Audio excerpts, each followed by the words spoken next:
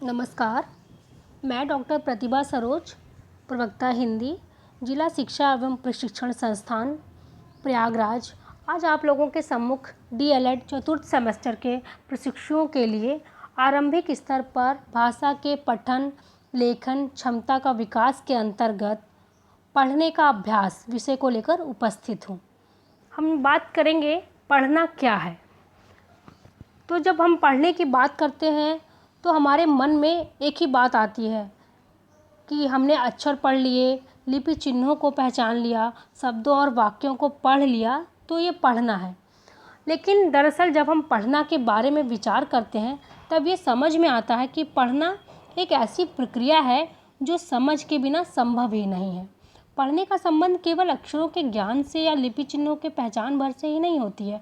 पढ़ना तब कहलाएगा जब उसमें समझ एवं अर्थ शामिल होगा।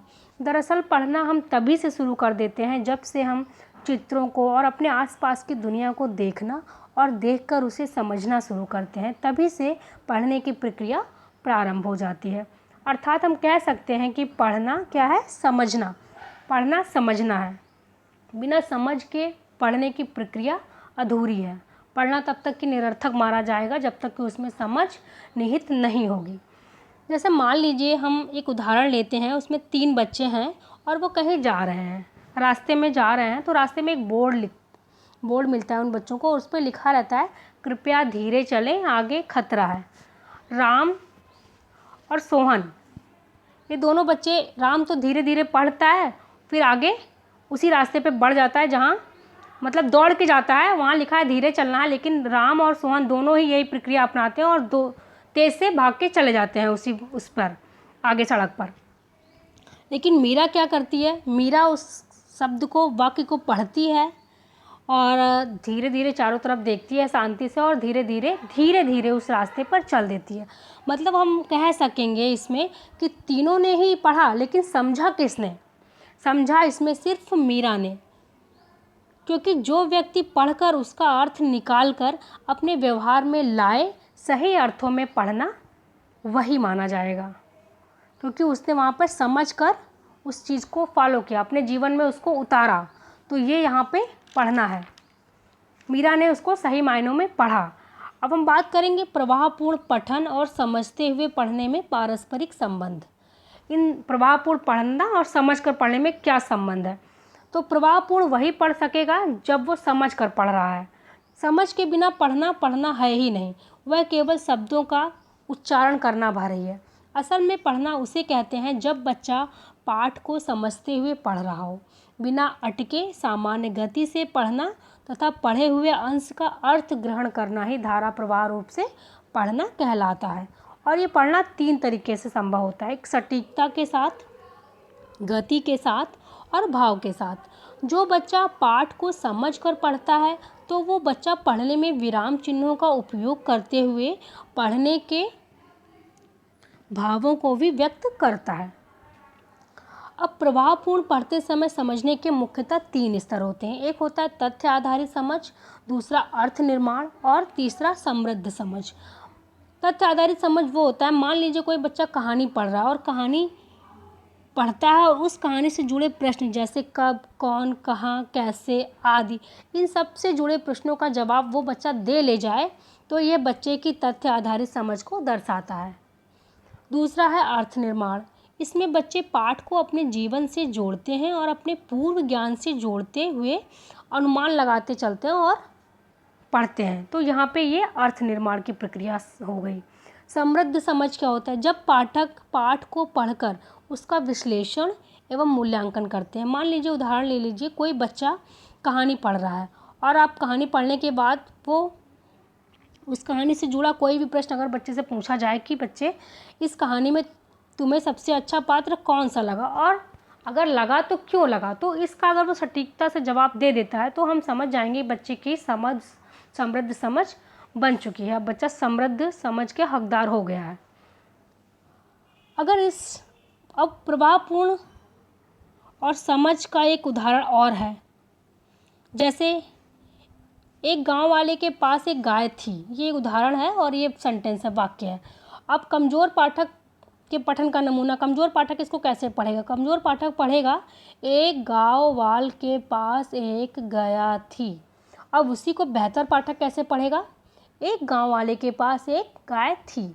मतलब यहाँ पे उसने सटीकता के साथ साथ गति, भाव, उसमें सब दिख रहा है। मतलब वो एक बेहतर पाठक है, क्योंकि वो प्रभावपूर्ण पढ़ रहा है, साथ साथ वो सटीक पढ़ रहा है, गति के साथ पढ़ रहा है और एक भाव को लेकर पढ़ रहा है। कहाँ उसको ब्रेक लगाना है, कहाँ उसको पढ़ना है, कैसे उसको पूर्ण विराम देना है, वो सब जान रहा है।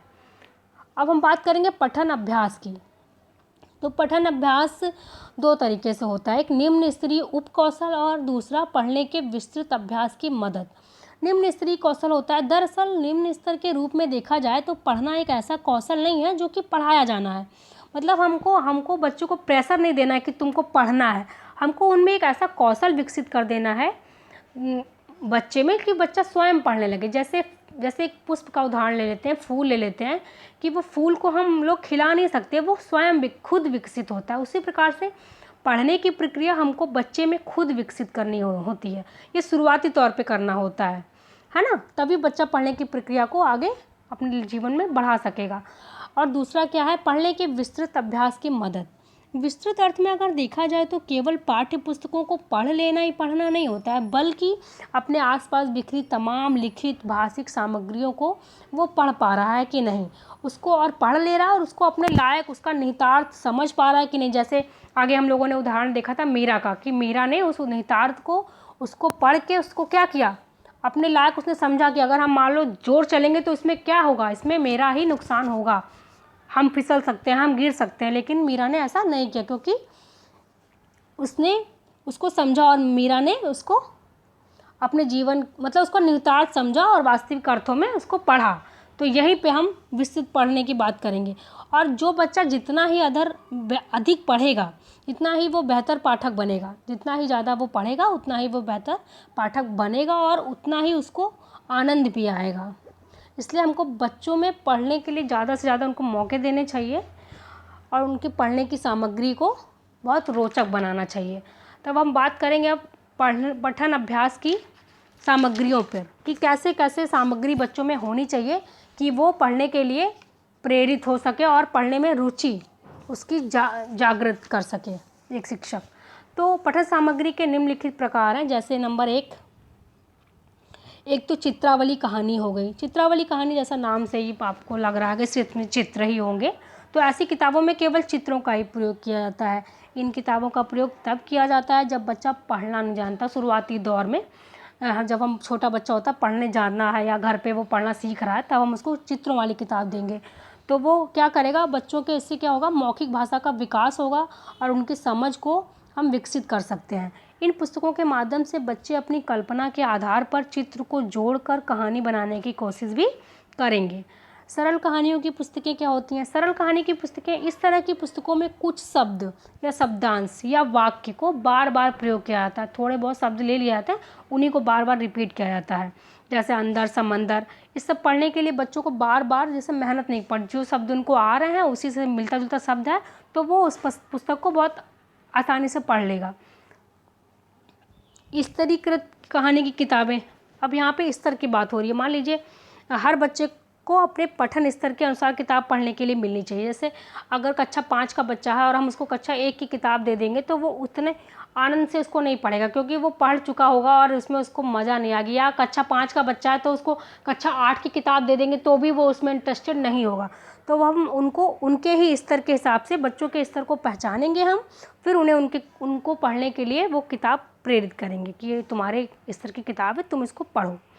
तो ये हो गया स्तरीकृत कहानी। पठन कार्ड, रीडिंग कार्ड, ये ऐसी किताबें होती हैं जिनमें रंग बिरंगे चित्र होते हैं और छोटी छोटी कहानियाँ होती हैं, जिससे बच्चों में मतलब देख के रंग, कलर, ऐसा पढ़ने के लिए जिज्ञासा उत्पन्न हो जाती है इन सब किताबों को, ऐसी किताबों को देखकर। डिकोडेबल टेक्स्ट क्या होता है? डिकोडेबल टेक्स्ट होता है इन पुस्तकों का प्रयोग बच्चों को उन चिन्हों का अभ्यास करवाने के लिए किया जाता है जिन्हें वे सीख रहे होते हैं। इन पुस्तकों या ऐसे पाठों को पढ़ने से बच्चों में डिकोडिंग कौशल का विकास किया जा सकता है। उनके डिकोडिंग कौशल को मजबूत करने में मदद मिलती है इस किताबों के माध्यम से। अब बिग बुक या बड़ी किताब, बड़ी किताब में क्या होता है, किताब भी बड़ी होती है उसमें शब्द भी बड़े बड़े होते हैं और चित्र भी बड़े बड़े होते हैं। मतलब अगर आपने एक किताब पकड़ ली, क्लास में खड़े हो गए, बच्चों को दूर से भी दिखाएंगे तो बच्चों को साफ साफ शब्द भी दिखाई देगा, इतने मोटे मोटे अक्षर होते हैं उसमें, और उसमें चित्र भी साफ साफ बच्चों को दिखाई देगा, इसलिए इसका नाम बिग बुक या बड़ी बुक रखा गया है। सरलीकृत पाठ, अब इस सरलीकृत पाठ में क्या होता है, जैसे कोई किताब में कोई कहानी या लोक कथा शुद्ध हिंदी में लिखी है और वो बच्चा गांव का है, नहीं समझ पा रहा है चीज़ों को, तो आप क्या करेंगे, शिक्षक होने के नाते उस पाठ को, परिवेशी होता है माहौल, जैसे जहाँ बच्चे होते हैं गाँव में, उस हिसाब से बोली भाषा होती है, तो उसको उसी भाषा में लिख करके, सरल बना करके उनके शब्दों को उनके सामने प्रस्तुत किया जाता है, तो बच्चे उसको पढ़ते हैं और समझ लेते हैं आसानी से। इसमें शिक्षक को भी बहुत ज़्यादा बच्चों के साथ मेहनत नहीं करनी पड़ती बच्चे, क्योंकि वो शब्द जानते होते हैं, उन्हीं शब्दों का प्रयोग किया गया होता है उसमें, बच्चे आसानी से उसको कैच कर लेते हैं और पढ़ने में आनंद लेते हैं, और उनको पढ़ने में अच्छा लगता है, क्योंकि पढ़ने में अच्छा तभी लगेगा बच्चों को जब वो उसको समझ रहे होंगे। अब होता है, अब एक है जानकारी परक कार्ड, ऐसे विषय जो बच्चों को अच्छे तो लगते हैं और उनके बारे में वो बहुत जानना चाहते हैं, तो ऐसे में जानकारी परक कार्ड बनाने चाहिए, कार्ड बनाए जाते हैं। चित्र आपकी वो प्रशिक्षक वाली बुक में 8.10 चित्र नंबर पे है, कैसे इसको बना सकते हैं, इसकी पूरी जानकारी दी गई है, आप वहाँ से देख सकते हैं। अब हम बात करेंगे पठन अभ्यास की रणनीतियों पर। तो पठन अभ्यास की 6 रणनीतियाँ होती हैं, जिसे 3 वर्गों में बांटा गया है। नंबर 1 तो शिक्षक द्वारा पढ़कर सुनाना, और दूसरा शिक्षक की मदद से बच्चों द्वारा पढ़ने का अभ्यास, और तीसरा बच्चों द्वारा स्वतंत्र पठन। शिक्षक द्वारा पढ़कर सुनाने की प्रक्रिया में क्या होता है, इस पद्धति में अध्यापक या अध्यापिका बच्चों को पाठ जो होता है उसको पढ़कर सुनाते हैं और बच्चे उसको ध्यानपूर्वक सुनते हैं। दूसरा है शिक्षक की मदद से बच्चों द्वारा पढ़ने का अभ्यास। इसके अंतर्गत चार वर्ग आते हैं, जिसमें होता है साझा पठन, संवेद पठन, मार्गदर्शन युक्त पठन और जोड़ों में पठन। तो साझा पठन से तात्पर्य है, नाम से ही लग रहा है साझा मतलब साथ साथ पढ़ने का। तो इस पठन में शिक्षक पाठ को पढ़ते हैं और बीच बीच में बच्चों को भी पढ़ने के लिए उस किताब में शामिल करते हैं। साझा पठन में बच्चे और शिक्षक एक ही पाठ को साथ साथ देख कर पढ़ते हैं। इस पठन के लिए बड़ी पुस्तकों का इस्तेमाल किया जाता है, जो हम लोगों ने अभी आगे पढ़ा, बिग बुक, है ना। इस पठन के लिए बड़ी पुस्तकों का इस्तेमाल किया जाता है, या पाठ को आप बोर्ड या अगर बुक नहीं है तो आप पाठ को चार्ट पेपर पर मोटा मोटा या बोर्ड पर लिख सकते हैं और बच्चों को साथ साथ पढ़ने के लिए प्रेरित कर सकते हैं। इससे क्या होगा, बच्चों में पाठक के रूप में एक आत्मविश्वास बढ़ता है, क्योंकि सबसे ज़रूरी बात होती है अगर बच्चा स्कूल गया उसमें आत्मविश्वास को विकसित करना कि हाँ आज हमने ये पाठ को पढ़ा, आज हमने कुछ स्कूल में गए और हमने कुछ किया, तो ये बच्चे के लिए बहुत खुशी वाली बात होती है। तो ये जब खुशी महसूस होगी ना, तो वो आगे भी पढ़ने के लिए प्रेरित होगा और वो स्कूल जाने के लिए भी आगे इच्छुक रहेगा। तो हमें ये सब चीज़ों का ध्यान रख के बच्चों को पढ़ाना है। संवेद पठन क्या होता है, इस पद्धति में शिक्षक और बच्चे एक साथ एक आवाज़ में पढ़ते हैं। शिक्षक मतलब बच्चे भी पढ़ रहे हैं, शिक्षक भी पढ़ रहे हैं। जब शिक्षक को लगने लगता है कि बच्चे अब पढ़ ले रहे हैं, तो वो अपने स्वर को, अपनी आवाज़ को थोड़ा सा धीमा कर लेते हैं, दबा लेते हैं, ठीक है। इस पठन के माध्यम से उन पाठकों में आत्मविश्वास बढ़ता है जो पढ़ने में हिचकिचाते हैं, जो पढ़ते नहीं हैं, लेकिन वो उसी साउंड में, लोगों के शोर में वो भी बोलने की कोशिश करते हैं, वो भी बोलते हैं।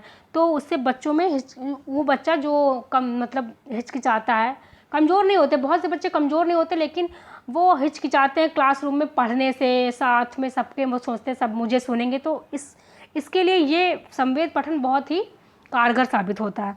मार्गदर्शन युक्त पठन, अब मार्गदर्शन युक्त मतलब इसमें क्या होता है, इस पद्धति में शिक्षक बच्चों के पठन में सहयोग एवं मार्गदर्शक की भूमिका में होते हैं। जैसे बच्चा कोई किताब पढ़ रहा है और टीचर उसको देख रहा है कि हाँ ये पढ़ रहा है, तो जहाँ पे वो गलती कर रहा है, पूर्ण विराम की, बिंदी की, चंद्र बिंदु की, मात्रा की, तो वो इसको ध्यान में रखते हुए टीचर उसको बताएगा, शिक्षक, कि नहीं तुम यहाँ पे गलत कर रहे हो, इसको ऐसे पढ़ो। तो ये मार्गदर्शन होगा, शिक्षक एक मार्गदर्शक की भूमिका में यहाँ पे होगा। जोड़ों में पठन ये पद्धति बहुत ही रोचक होती है, बच्चों के लिए भी बहुत इंटरेस्टिंग होती है। इसमें छोटे छोटे बच्चों के समूह बना दिए जाते हैं और उनको पाठ दे दिया जाता है और उनसे बोला जाता है कि आप पढ़िए। तो उसको पढ़ने के लिए इसमें बच्चे एक दूसरे के पाठ को पढ़ते हैं और सुनते हैं, तो उन बच्चों को सुनने और पढ़ने का मौका मिलता है। तो और वो बच्चे क्योंकि आपस में होते हैं, तो वो एक दूसरे की गलती को बता भी देते हैं और उनसे कुछ सीखने और सुधारने की सुधारने का प्रयास करते हैं। इससे बच्चे आपस में एक दूसरे की कमियों को सुधारने का भी प्रयास करते हैं और बच्चों की मित्रता भी इसमें बहुत अच्छी हो जाती है। बच्चों द्वारा स्वतंत्र पठन, अब हम बात करेंगे बच्चों द्वारा स्वतंत्र पठन की। तो बच्चों द्वारा एक तो खुद पढ़ने का अभ्यास और दूसरा होता है मुक्त पठन। तो खुद पढ़ने का अभ्यास में बच्चे स्वतंत्र पठन के समय बच्चे अपने पढ़ने के स्तर के अनुकूल पाठों को स्वयं पढ़ते हैं। इससे बच्चों में पढ़ने की रुचि और पढ़ने की आदत विकसित हो जाती है। मुक्त पठन क्या है? मुक्त पठन के अंतर्गत कक्षा में एक पठन कोना बनाया जाना चाहिए।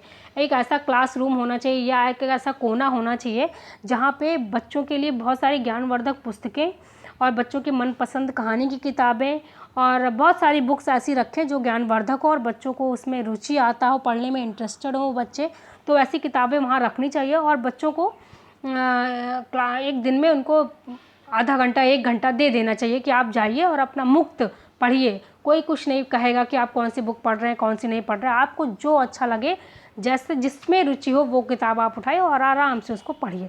इससे क्या होगा, बच्चों में पढ़ने के प्रति एक उत्साह पैदा होगा, जिज्ञासा पैदा होगी और बहुत कुछ उनको उससे सीखने को मिलेगा। धन्यवाद।